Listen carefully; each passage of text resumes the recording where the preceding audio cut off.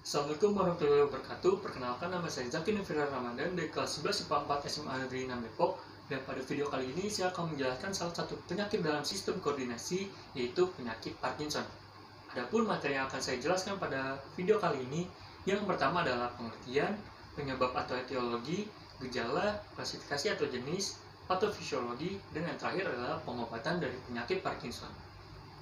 Oke, langsung saja kita ke materi yang pertama adalah pengertian Parkinson.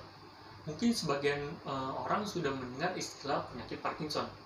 Penyakit Parkinson adalah gangguan neurodegeneratif yang mempengaruhi sebagian besar neuron penghasil dopamin di area otak yang disebut dengan substantia nigra. Penyakit ini merupakan gangguan sistem saraf progresif yang memengaruhi gerakan tubuh. Lalu penyakit Parkinson biasa dimulai secara bertahap. Awalnya terkadang dimulai dengan getaran atau tremor terjadi di salah satu tangan, dan tremor ini sering terjadi dan dapat menyebabkan kekakuan atau perlambatan gerakan tubuh. Lalu pada tahap awal penyakit Parkinson, wajah penderita mungkin menunjukkan sedikit atau tanpa ekspresi. Lengan juga biasanya tidak berayun saat berjalan, dan kemampuan berbicara mulai melemah dan tidak jelas.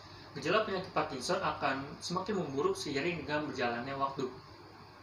Lalu penyakit Parkinson merupakan penyakit yang menyerang fungsi otak, dan kondisi ini kebanyakan diderita oleh orang dengan usia 50 tahun ke atas dan lebih sering terjadi pada pria dibandingkan dengan wanita. Yang berikutnya adalah penyebab atau etiologi Parkinson. Pada penyakit Parkinson, beberapa sel saraf pada otak perlahan-lahan pecah atau mati. Banyak gejala yang timbul merupakan akibat dari hilangnya sel saraf memproduksi zat kimia dalam otak yang disebut juga dengan dopamin. Pada saat kadar dopamin menurun, hal ini menyebabkan aktivitas yang terjadi di otak menjadi abnormal. Hal itulah yang menimbulkan tanda penyakit Parkinson. Penyebab penyakit Parkinson belum diketahui secara pasti, namun beberapa faktor diduga berperan, yaitu yang pertama adalah faktor genetik. Peneliti telah mengidentifikasi mutasi genetik yang dapat mengakibatkan penyakit Parkinson. Namun demikian, hal itu cukup jarang ditemui pada populasi, kecuali pada anggota keluarga yang memiliki penyakit Parkinson atau turunan. Namun beberapa variasi genetik tertentu dapat meningkatkan resiko jadi penyakit Parkinson. Yang kedua adalah faktor lingkungan. Paparan toksin atau faktor lingkungan tertentu dapat meningkatkan risiko terjadinya penyakit Parkinson di kemudian hari, namun risikonya relatif lebih rendah. Oke, yang berikutnya adalah gejala penyakit Parkinson. Tanda dan gejala penyakit Parkinson dapat bervariasi pada individu satu dengan individu yang lainnya. Tanda tersebut timbul pada kondisi awal dapat ringan dan tidak terdeteksi. Umumnya timbul dan terjadi pada satu sisi tubuh dan biasa menjadi lebih buruk pada sisi tersebut.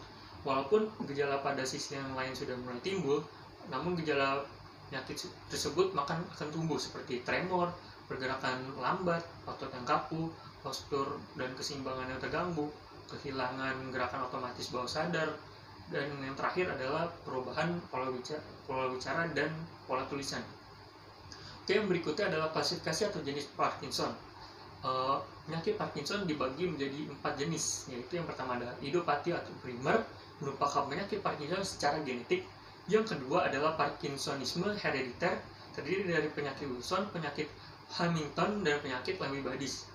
Yang ketiga adalah simptomatik atau sekunder, merupakan penyakit Parkinson akibat infeksi, obat, toksin, trauma, dan lain sebagainya.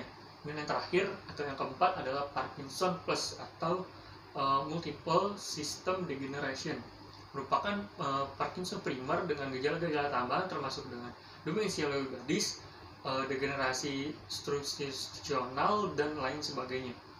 Yang berikutnya adalah patofisiologi dari penyakit Parkinson. Ada dua teori untuk menerangkan terjadinya penyakit Parkinson akibat kelainan pada ganglia basalis. Yang pertama adalah teori ketidakseimbangan saraf dopaminergic dengan saraf kolinergik. Corpus striatum selain menerima persarafan dopaminergic yang datang dari substantia nigra, juga dipersarafi oleh saraf kolinergik dengan asetilkolin atau AKA sebagai neurotransmitternya. Pengaruh dari striatum terhadap fungsi motorik korteks ditentukan oleh kegiatan kedua saraf tersebut. Bila mana kegiatan dopaminergic meningkat dan atau kegiatan kolinergik menurun, maka pengaruh dopaminergik akan dominan sehingga timbullah gejala hiperkinesia. Sebaliknya, jika kegiatan dopaminergik menurun dan kolinergik meningkat, maka pengaruh kolinergik akan dominan sehingga timbullah gejala hipokinesia atau sindroma Parkinson. Lalu yang kedua adalah teori ketidakseimbangan jalur langsung dan jalur tidak langsung. Baik jalur langsung maupun tidak langsung, keduanya akan bermuara ke GPI atau SNR, dan selanjutnya dari sini akan mengeluarkan output menuju talamus dan korteks. Bila masukan dari keduanya seimbang, maka outputnya pun akan seimbang pula sehingga tidak timbul kelainan gerakan motorik. Akan tetapi manakala terjadi hiperaktif jalur langsung atau hipoaktif jalur tak langsung, maka output dari GPI dan SNR ke arah talamus korteks akan menurun, maka akan terjadi gerakan hiperkinesia.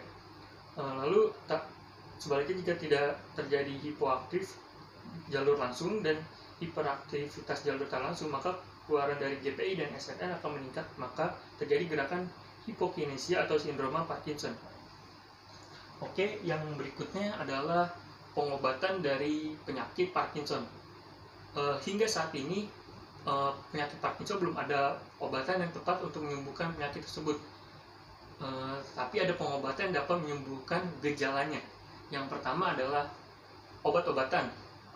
Dokter akan meresepkan obat untuk dikonsumsi penderita Parkinson.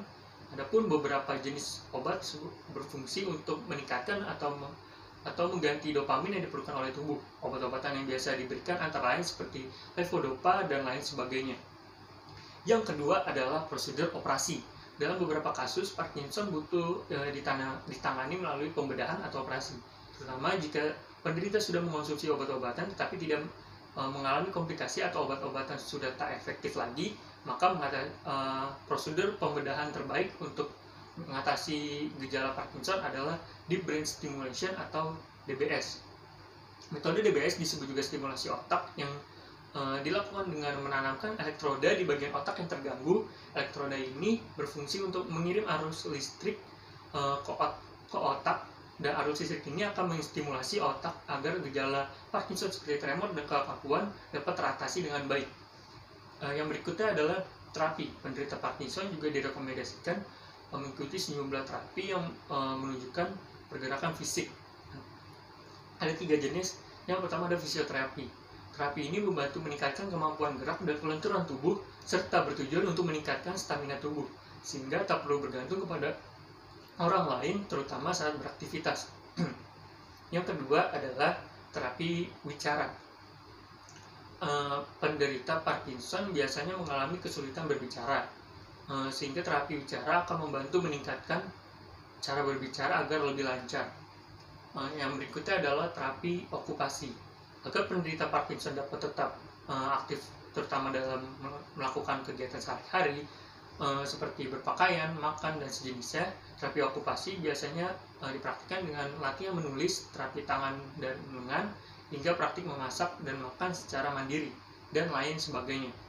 Dan berikutnya saya akan menjawab tentang pertanyaan yang telah diberikan, yaitu mengapa mengkonsumsi kafein dalam kopi dapat menurunkan risiko penyakit Parkinson?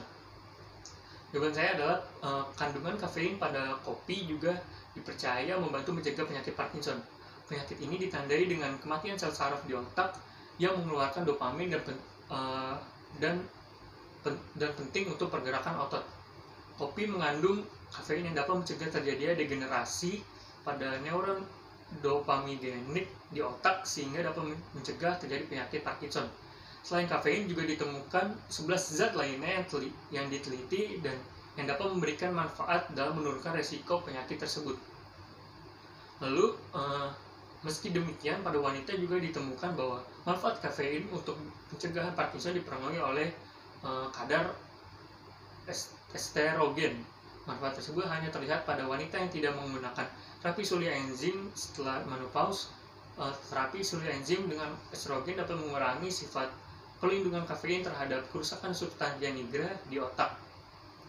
Oke, kesimpulan dari video ini adalah penyakit Parkinson adalah penyakit yang mengganggu sel saraf dopamin di area otak yang disebut dengan substansia nigra. Penyakit ini tidak bisa disembuhkan, tetapi gejalanya bisa dicegah dengan mengatur pola hidup yang sehat dan mengikuti aturan medis lainnya. Cukup sekian video yang dapat saya sampaikan, kurang lebihnya mohon maaf, semoga bermanfaat untuk kalian semua. Wassalamualaikum warahmatullahi wabarakatuh.